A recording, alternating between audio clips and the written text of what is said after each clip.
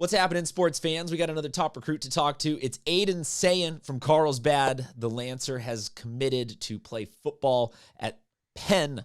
The different Penn schools confuse me sometimes, but that's because I couldn't get into any of them, so I didn't know where they were anyway. But this is the Ivy League top-notch one. Aidan, thank you so much for being on with us. Congratulations. I don't know off the top of my head what Penn's mascot is, so you are going from being a Lancer to a what? A Quaker. A Lancer to a Quaker. That Yep, seems like yes, that seems like a hard move to necessarily get like that kind of excited about. But that seems like an easy move to get really excited about just in terms of the school and the football program and everything. So, what was that decision like for you? For me, it was a pretty easy decision. You know, since I've been there, that was my first Ivy League school that I really took a good tour of, got to know the coaches real well, and they really welcomed me in. Like it's a family over there, so I just really felt a connection with the coaches, with the staff, the school in general. I got family out in Pennsylvania, so it was just an easy switch over there. So there wasn't one, final moment that you were picking this school or another school. As soon as Penn came knocking, you're like, yes, I'm on board with this. Let's make this happen. It was a no-brainer for you? They've been they showed interest pretty as one of the first Ivy Leagues as well. And the school, maybe as you know, is one of the best in the country. So that obviously helped too. And also love the campus a lot. So once they offered after I'd already visited, I've already been to campus, been talking with their coaches. That was one of my top schools from there. And then, as everything panned out with coronavirus and everything and not visiting as many schools, it just felt like it was the best decision so far to do. Maybe you can give some advice. I always ask, anyone that's in your shoes, you being the athlete here that's talking about committing, any advice that you might want to give to the younger student athletes out there? Because for as much as we can talk about your success on the field, allowing a program to take a look at you and be excited, there also had to be the grades component. So through all of the football that you've played, you still had to get all the A's and B's, pass the APs, whatever it was. So time management or just mindset on how to balance class and athletes, because it is student athlete to get to this point. So any advice you can give to the younger athletes out there? School's always been a real big priority for me. It's I've felt it's almost like a competition. Like me and my friends always do school. We're always trying to get who's trying to get the better grade on this test, who's gonna do better in this subject, blah blah blah. So I think it's just been a competition thing for me, to be honest, and as well as like it's just within my family, both my older sisters went to great colleges. Oldest played soccer at University of Chicago, and it's just like a thing where you don't just not do you do your schoolwork, you do it as well as you can, and there's no question about it. So a competitive edge across. So wait, are we talking about you're just competitive in everything? If we're playing video games, you're competitive. If we're just walking side by side, you have to be walking a little bit faster than me. Is that the kind of personality that we're talking about? Maybe not the walking, but with most aspects of life, I'd say. I'm the type of guy. So then there has to be some sort of funny story about one time that you and one of your sisters, or you and just a family game night that got way too out of control, or like there has to be some funny story from growing up just about that competitive spirit coming out. So there is one. We were playing Go Fish. And most people like Go Fish isn't a very serious game, but I was trying to like keep track of everyone, what cards everyone had, everything. And my sister was cheating, and I think it was a couple years ago, but I'm pretty sure she broke the table we were on. So yeah, yeah. Whoa. Okay, that I thought that this was gonna not take that severe of a turn, but then at the end, woo! I like that. It's pretty crazy. That's awesome. Still That's got the amazing. win though, so. You still got the win. Oh man, I love that. I love that attitude. So then what have you been doing then during quarantine? Okay, aside from, don't give me I've been working out on my footwork, I've been lifting. The coaches know you've been a responsible student athlete, but what have you been doing like to pass the time with all this extra time during quarantine? During mainly the beginning of quarantine, I was just staying at home. Like most, I have weights in the garage and everything, so I was doing all that stuff on my own with my brother. He plays football too, so it's perfect. Me and him just do everything together. It's all good. And then we were doing a lot of family time stuff, playing games, watching TV shows together and everything. So then recently, oh, go ahead.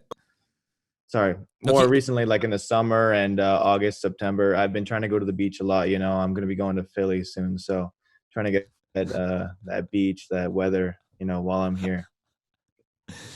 Let's you know what, you bring up an interesting point. It's the beginning of November, so it's starting to get a little bit cooler. Let's see what the temperature is in Philly Mhm. right now. While we do this interview, let me hop on here and see what the weather is in Philadelphia, Pennsylvania right now. Oh, it's 70 degrees. You're fine.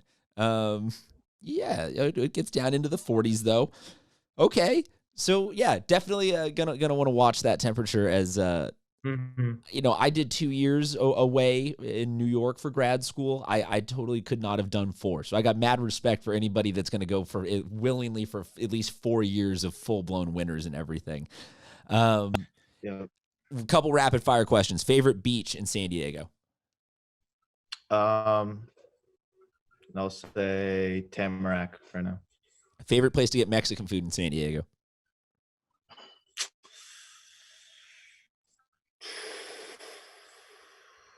Lourdes and Cardiff, probably one of my tops. What do you get there? California burrito, and if you're sick, always get chicken noodle soup from there. Oh, Cures okay. soup from there, or another place in Encinitas. Also get it there too. Very nice. If you had to go professional in one board game and or just like one of those types of games, one video game, what would it be? In a board game, Board game, card game, maybe video game, anything like that. yeah, maybe Texas Hold'em. That's Okay. my game of choice. Yeah, Okay. over 5 card. So What feels better, a game where you throw for multiple touchdowns or a game where you have no interceptions? no interceptions.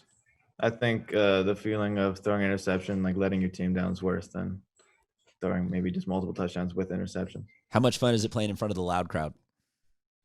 It's really fun. They always get the crowd going, and you hear everyone screaming. But on the field, it's not as like I really don't pay attention to it. It's not as big of a deal on the field. But once you're on the sideline, your defense is making stops. You start to hear them. I was going to say, Nice. because you sort of get to enjoy it a little bit because they're technically supposed to be quiet when you're on offense. And I feel like the loud crowd's a decently smart, like they get it. They're not, oblivious of the sport's rules. So you do actually get to be on the sidelines and be like, whoa, they're cheering pretty loud.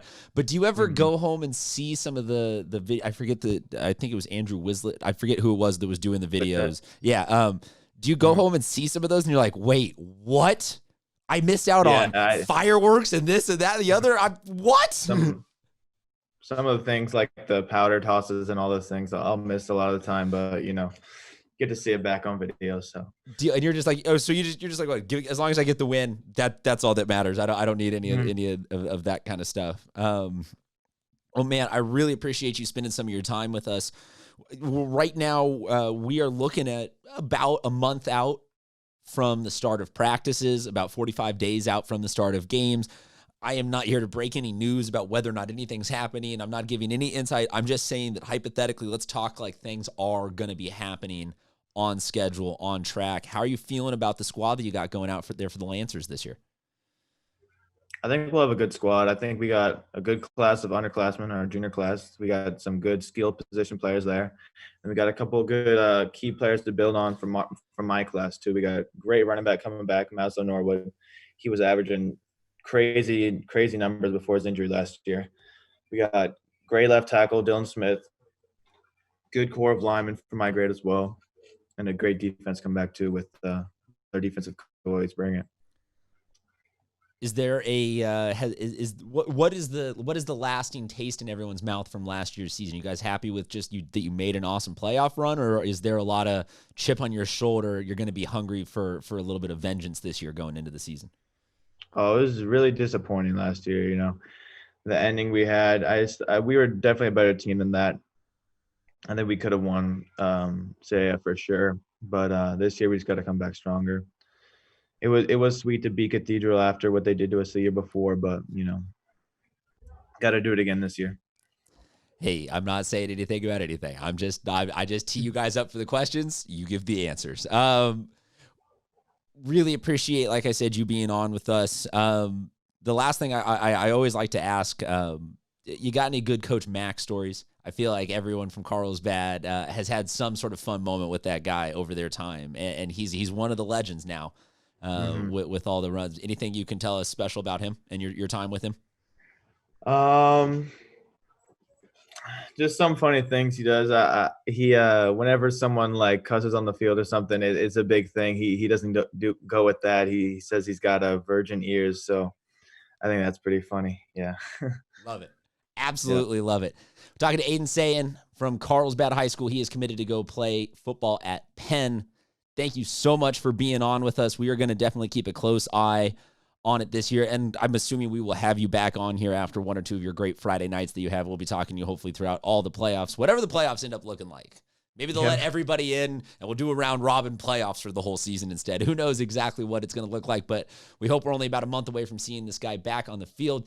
Folks, thank you very much for checking in. This is another guy who's going to be representing us this year on the field and next year as a whole city at the next level. So give him that 6 foot away round of applause, and we really appreciate some of your time. Everybody, we'll talk to you next week.